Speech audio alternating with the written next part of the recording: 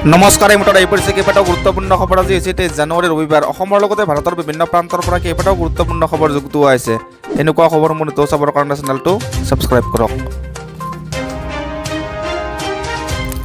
নগাঁৱত শনিবাৰে নিশা নগাঁও আৰক্ষীয়ে নগাঁও মহাবিদ্যালয়ৰ প্ৰাক্তন সাধাৰণ সম্পাদক তথা ছাত্ৰ নেতা কীৰ্তিকমল বৰাক গুলীয়া ঘটনা সন্দৰ্ভত নিজৰ স্থিতি প্ৰকাশ কৰিছে অসম আৰক্ষীয়ে নগাঁৱৰ গুলীচালনাৰ ঘটনাৰ সৈতে জড়িত থকা অভিযুক্ত আৰক্ষী বিষয়াক তাৎক্ষণিকভাৱে পুলিচ ৰিজাৰ্ভলৈ পঠিওৱা হৈছে এটা টুইটযোগে অসম আৰক্ষীয়ে এই কথা প্ৰকাশ কৰে ইয়াৰ উপৰি অসম আৰক্ষীয়ে চৰকাৰক উক্ত গুলীচালনাৰ ঘটনাৰ সন্দৰ্ভত আয়ুক্ত পৰ্যায়ৰ তদন্ত আৰম্ভ কৰাৰ বাবেও অনুৰোধ জনায় উক্ত ঘটনাত যদিহে অসম আৰক্ষীৰ তৰফৰ পৰা যিকোনো ধৰণৰ অৱহেলা দেখা যায় তেনেহ'লে দোষী আৰক্ষীৰ বিৰুদ্ধে শাস্তিমূলক ব্যৱস্থা গ্ৰহণ কৰাৰো কথা উল্লেখ কৰে অসম আৰক্ষীয়ে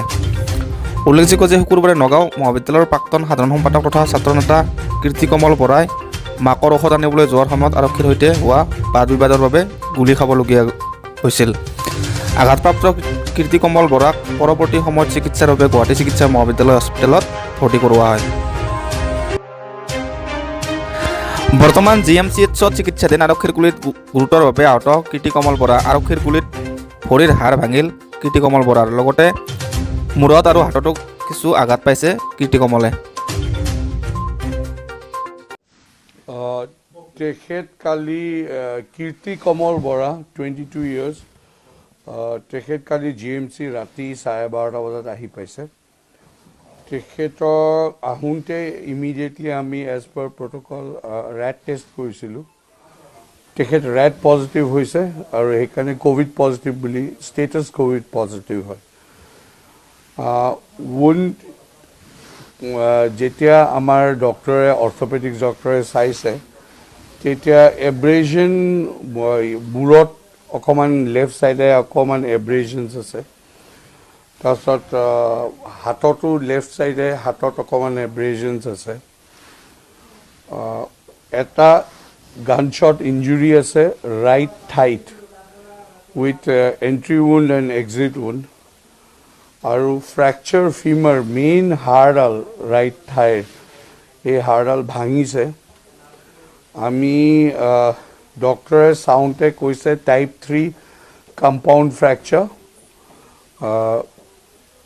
ডিষ্টেল ফিমাৰ ৰাইট ডিষ্টেল ফিমাৰ তেখেতক পষ্টিয়াৰ স্লেব দিয়া হৈছে উণ্ডটো অকণ ড্ৰেছিং কৰা হৈছে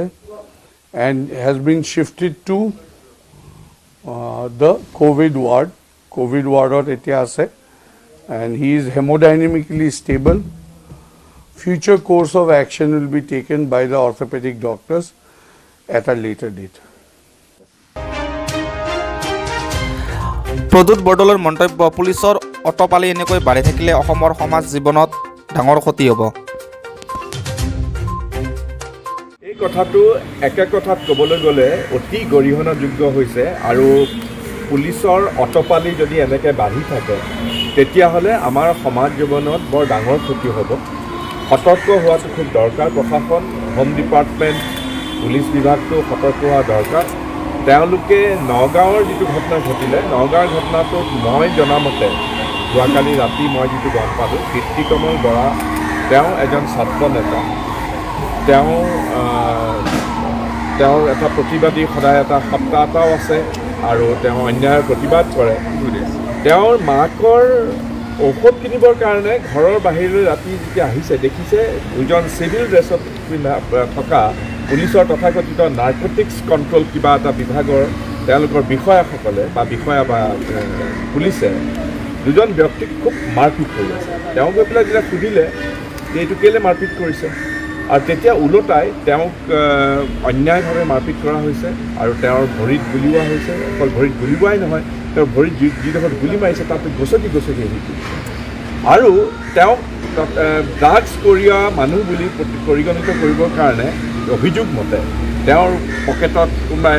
গাড়ীত তেওঁলোকে কঢ়িয়াই অনা এতিয়া ভাং টাং কিবাকিবি ড্ৰাগছৰ বস্তু সোমোৱাই দিছে যিটো হৈছে এইটো খুব অন্যায় হৈছে আৰু এনেধৰণেৰে যদি মানুহৰ ব্যক্তি স্বাধীনতা মানুহক যদি পুলিচে অত্যাচাৰ চলায় তাৰ প্ৰতিবাদ হোৱাটো দৰকাৰ আৰু মই নগাঁৱৰ সাংসদ হিচাপে কীৰ্তিকমল বৰাৰ ওপৰত যিটো পুলিচে অন্যায়ভাৱে যিটো অভিযোগ জাপি দিছে বা তেওঁক যিটো যেনেধৰণে অত্যাচাৰ কৰিছে গুলিয়াইছে এইটোক মই তীব্ৰ ভাষাৰে গৰিহণা দিছোঁ আৰু ইয়াৰ এই বিষয়াসকল যিসকল আছে কিবা বনিয়া নামৰ এজন এছআই আছে তেওঁৱে কৰিছে বুলি কৈছে আৰু অভিযোগ মতে কীৰ্তিকমল বৰাৰ পৰিয়ালৰ ফালৰ পৰা মোক যিটো অভিযোগ দিছে অভিযোগ মতে এই দুইজন পুলিচৰ মানুহ তেওঁলোকে সুৰাসক্ত হৈ আছিলে তেওঁলোকে নিজেই মদ খাই পেলাই নিজেই আছিলে আৰু এনেধৰণে অন্যায়ভাৱে সাধাৰণ মানুহক যিটো মাৰপিট কৰাৰ কথা তেওঁলোকৰ ওচৰত যদি কিবা বেছিক ইণ্টেলিজেঞ্চ থাকে কোনোবাই ড্ৰাগছৰ কাম কৰিছে কোনোবাই কিবা কৰিছে সেইবিলাকৰ বিৰুদ্ধে তেওঁলোকে অভিযান চলাওক তাত আমাৰ ক'বলগীয়া একো নাই কিন্তু অন্যায়ভাৱে এনেধৰণেৰে পুলিচে যিটো অত্যাচাৰ চলাইছে সেইটো কেতিয়াও গ্ৰহণযোগ্য নহয়। গুলীবিদ্ধ কীৰ্তিকমল বৰাৰ কাষলৈ যাব খোজোতে কীৰ্তিকমলৰ ভাটিলৈও বন্দুক টোৱাইছিল আৰক্ষীয়ে। মোক পিষ্টল দেখুৱাই পেলাই মোক কৈছে আঁতৰি যা নহ'লে তোক শ্বুট কৰি দিম তেনেকুৱা কথা আৰু তেওঁলোকৰ মাজৰে পুলিচ এজনে কৈছে